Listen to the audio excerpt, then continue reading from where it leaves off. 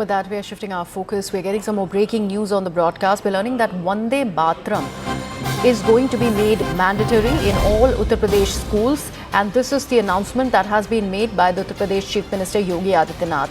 As he has said, and I'm quoting, "We must include Sardar Vallabhbhai Patel in our discussions. We will make the recitation of Vande Mataram mandatory in all educational institutions across UP so that every citizen of the state develops a sense of respect and devotion towards Bharat Mata and the motherland." My colleague Amit Singh is now joining us on the broadcast. Amit, a mandatory order that is talking about how Vande Mataram is to be made compulsory as far as all Uttar Pradesh schools are concerned. Any reactions that have started to trickle in after this announcement that's come from the Chief Minister of the state?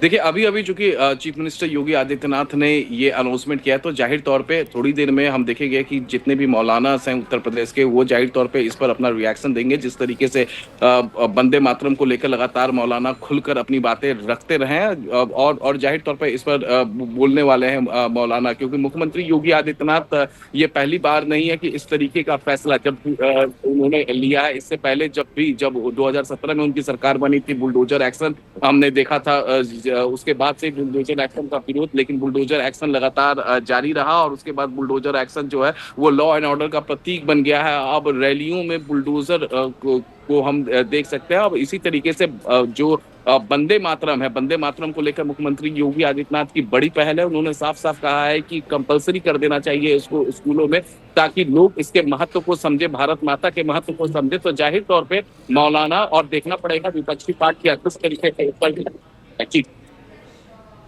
एक strong statement आ रहा है योगी आदित्यनाथ की तरफ से। अमित, वो ये भी कह रहे हैं अपने बयान में कि हमें ये इंश्योर करना चाहिए कि कोई नया जिन्ना वापस से भारत में ना बने।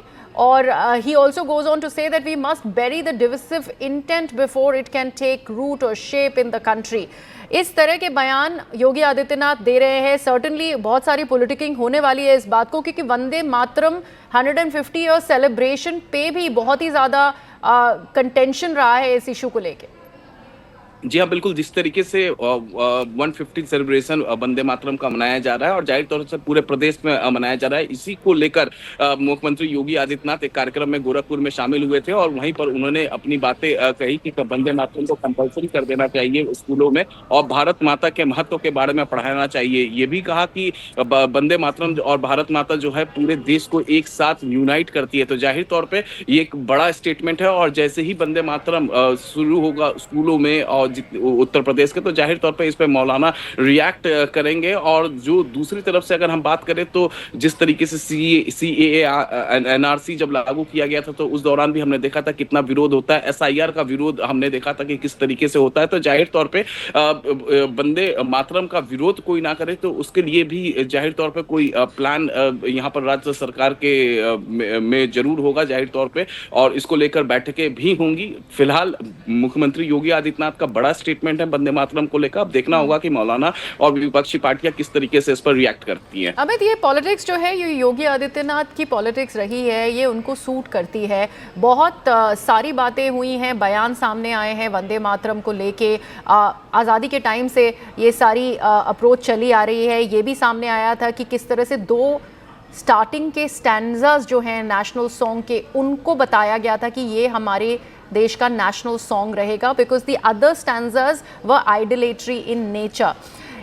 उस बात को अभी की पॉलिटिक्स में जब डिस्कस किया जाता है, उस पर कोई डेलिब्रेशन आया है योगी आदित्यनाथ की तरफ से? देखिए योगी आदित्यनाथ का अगर हम राजनीति का उनका स्टाइल देखें तो जब हरियाणा विधानसभा चुनाव हो रहा था तो उस दौरान उन्होंने कहा था बटेंगे तो कटेंगे, और जाहिर तौर पे बटेंगे कटेंगे एक ऐसा नारा था जो हर लोगों के जुबान पर आ गया था।